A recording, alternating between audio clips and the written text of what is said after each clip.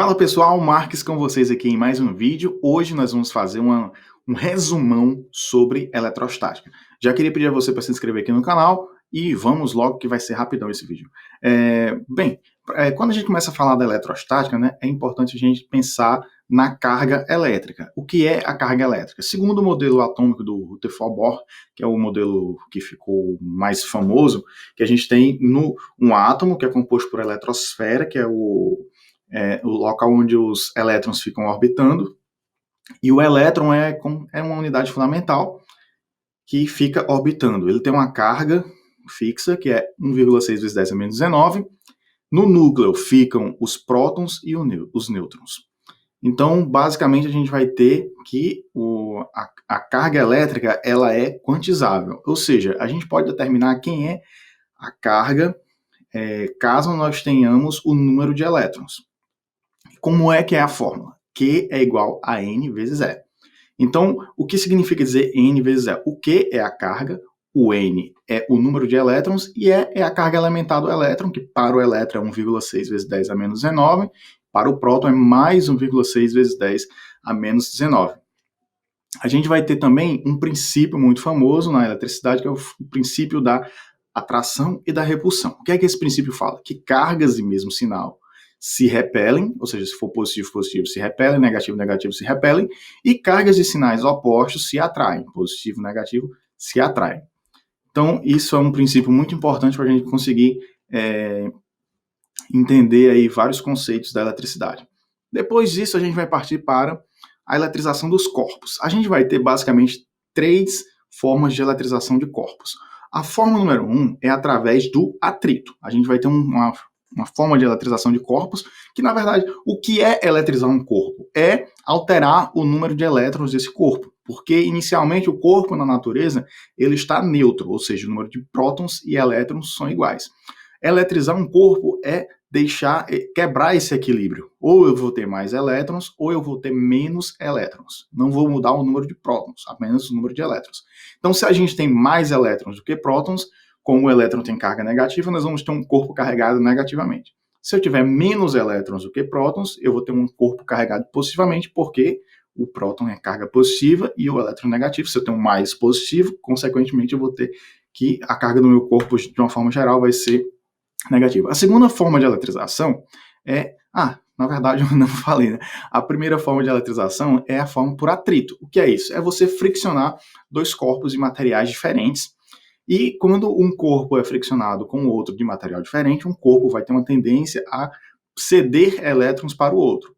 Então, sempre que a gente vai fazer a eletrização por atrito, que é aquele exemplo simples que inclusive tem num vídeo, né? Esse vídeo aqui é um vídeo resumo, tem outros vídeos específicos falando sobre isso. Se você pegar um canudo, passar no cabelo e depois pegar um papelzinho picado, você vai ver que o papel vai ser atraído pelo canudo. Então, o que é que aconteceu? Quando você passa o canudo no cabelo, a caneta no cabelo, o que é que vai acontecer? Um vai ceder elétron para o outro. Quando um cede elétron, significa que esse que cedeu ficou negativo. O outro que recebeu vai ficar com a carga negativa. Então, depois a gente vai ter uma forma de eletrização, que é a forma por contato. Na forma por contato, os corpos vão ficar juntos e quando eles se separarem, eles vão ficar com a mesma carga. Então, para existir a eletrização por contato, os corpos precisam ter cargas diferentes. Se os corpos tiverem cargas iguais, não vai haver eletrização. Então, eu preciso ter um corpo neutro e um corpo eletrizado. Quando eu juntar os dois e separar, a carga geral dos dois vai ser dividida por 2. Por exemplo, se tivéssemos um corpo com a carga 1 coulomb e outro corpo com a carga 0. A gente juntava, quando nós separássemos esse corpo, ia ficar meio coulomb, meio 1 coulomb. Se eu juntasse 3 corpos, ia ficar... Imagina que eu tenho um corpo carregado com 1 coulomb e vou juntar com mais 2 que estão neutros. A gente vai juntar, quando separar, a carga vai dividir por 3, então vai ficar 1/3 para cada corpo. Então, a carga, depois de um contato, a carga em cada corpo vai ser a carga total dividida pelo número de corpos que estiveram em contato. A outra forma de indução, a outra forma de eletrização que nós vamos ter é a indução. A indução não precisa entrar em contato. Na verdade, não pode ter contato, né? A indução é pela distância. Como é que vai acontecer? Eu vou ter um corpo carregado positivamente e outro corpo carregado de forma neutra, ou seja, não tem carga. Esse corpo que está carregado positivamente ou negativamente, ele vai fazer com que haja uma polarização dos elétrons desse corpo. Esse corpo aqui, ele vai ter, como ele está neutro, se aqui eu tenho cargas positivas, os elétrons desse corpo vão tender a ficar mais nessa região aqui. Consequentemente, esse lado de cada corpo vai ficar com cargas positivas. O corpo, como um todo, ele está neutro, mas ele está polarizado com cargas negativas do lado de cá e cargas positivas do outro lado. O que é que vai acontecer? Eu vou colocar aqui uma conexão ao Terra. Na hora que eu faço a conexão com a Terra vai mandar elétrons para o meu corpo, porque ela está enxergando que o meu corpo está positivo, carregado positivamente. Então, ele vai mandar elétrons para poder fazer com que o meu corpo entre em equilíbrio, porque a Terra está enxergando que o meu corpo está carregado positivamente. Então, vai mandar e depois eu vou cortar esse fiozinho aqui e vou desconectar o fio. Então, o que é que aconteceu? A Terra mandou mais elétrons para cá, o corpo estava carregado de forma neutra, ou seja, estava zero, recebeu mais elétrons, então o corpo ficou carregado negativamente. Então, se o meu indutor é positivo, o meu corpo que está sendo induzido vai ficar com a carga negativa. Se esse aqui fosse negativo, o que aconteceria? Ele induziria as cargas positivas para cá e as negativas para cá. Quando a gente conectasse o Terra, o que aconteceria é que a Terra iria perceber que o meu corpo está negativamente, então ele ia mandar os elétrons para a Terra, portanto esse corpo aqui ficaria positivo. Então na indução a gente sempre vai ter aqui o indutor vai ter a carga oposta do corpo induzido ao final do processo.